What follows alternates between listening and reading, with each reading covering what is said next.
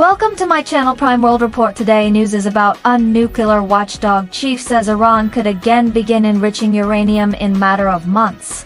The head of the UN's nuclear watchdog says US strikes on Iran fell short of causing total damage to its nuclear program and that Tehran could restart enriching uranium in a matter of months. Contradicting President Donald Trump's claims the US set Tehran's ambitions back by decades, Rafael Grossi's comments appear to support an early assessment from the Pentagon's Defense Intelligence Agency, first reported on by CNN, which suggests the United States strikes on key Iranian nuclear sites last week did not destroy the core components of its nuclear program and likely only set it back by months. While the final military and intelligence assessment has yet to come, Trump has repeatedly claimed to have completely and totally obliterated Tehran's nuclear program. The 12-day conflict between Israel and Iran began earlier this month when Israel launched an unprecedented attack it said aimed at preventing Tehran developing a nuclear bomb.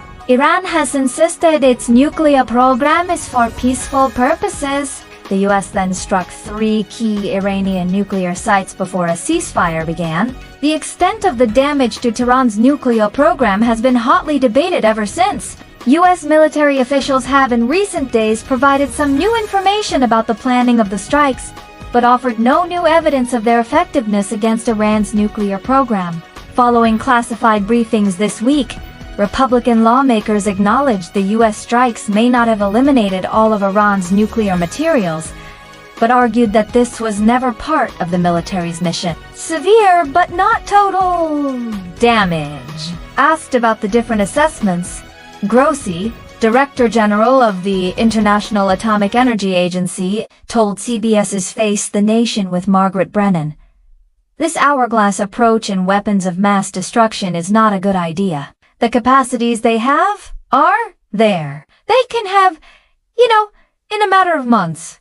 I would say a few cascades of centrifuges spinning and producing enriched uranium, or less than that. But as I said, frankly speaking, one cannot claim that everything has disappeared and there is nothing there," he told Brennan, according to a transcript released ahead of the broadcast. "It is clear that there has been severe damage, but it's not total damage," Grossi went on to say. Iran has the capacities there. Industrial and technological capacities. So if they so wish, they will be able to start doing this again.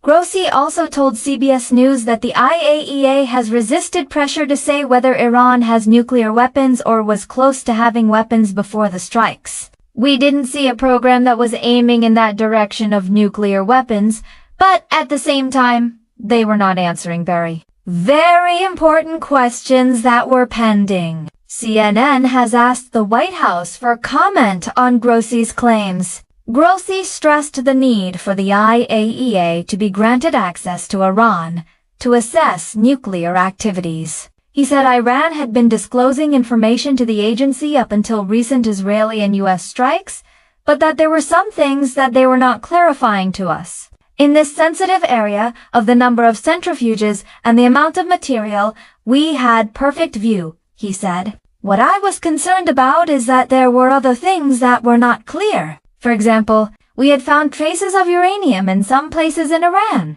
which were not the normal declared facilities. And we were asking for years, why did we find these traces of enriched uranium in place X, Y, or Z?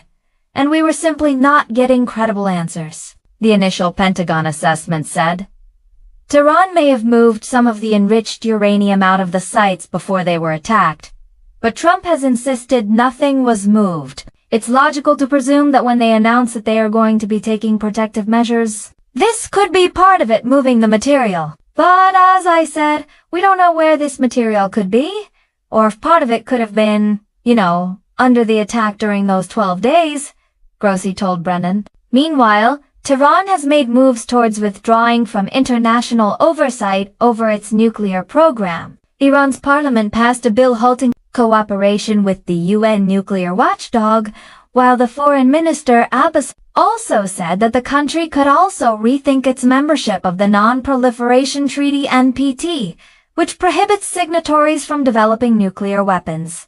Please subscribe my channel for more updates.